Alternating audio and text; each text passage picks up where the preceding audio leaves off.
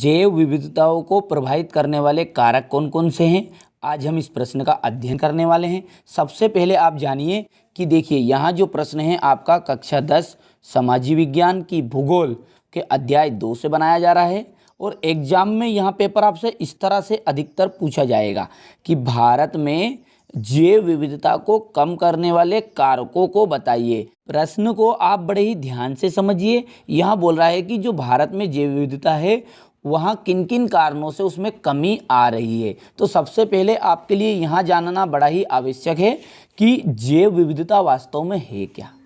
देखिए, पेड़ पौधों यानी कि वनस्पतियों, जीव जंतु, ठीक है, पालतू जानवर या फिर जंगली जानवर, ठीक है, और मनुष्य, इन सभी की जो संख्या है उसे ही कहते हैं जैव विविधता।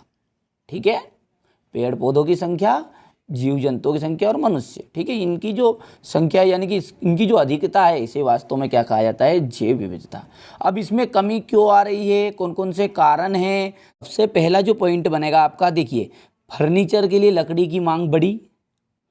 अब जिसके कारण क्या हुआ, पेड़ों की अंधाधुंध कटाई हुई और उसके कारण जैव विविधता में कमी आई। कुल मिलाकर बात यह है कि फर्नीचर के लिए लकड़ी की मांग बढ़ी है जिसकी वजह से पेड़ पौधे कटते जा रहे हैं। कृषि के लिए भी जंगलों को साफ किया जा रहा है या किया गया है, उसके कारण भी जैव विविधता में कमी आई। जंगलों में आग लगने के कारण जंगल का भी एक बड़ा हिस्सा नष्ट हुआ है।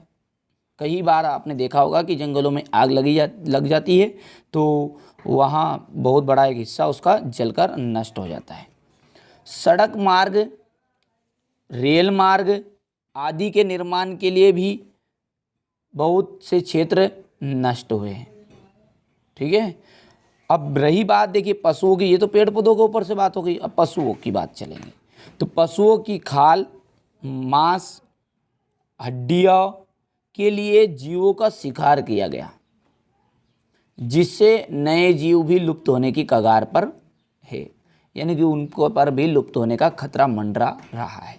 तो ये बहुत ही आसान और बहुत ही सिंपल मैंने आपको यहाँ पर पॉइंट उपलब्ध कराए हैं।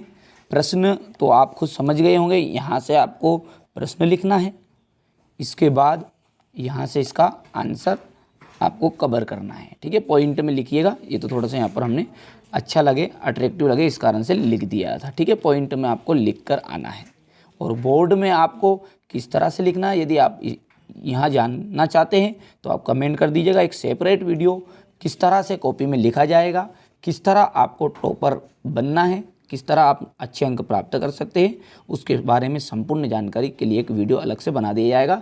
यदि आप चाहते हैं तो कमेंट कर दीजिएगा।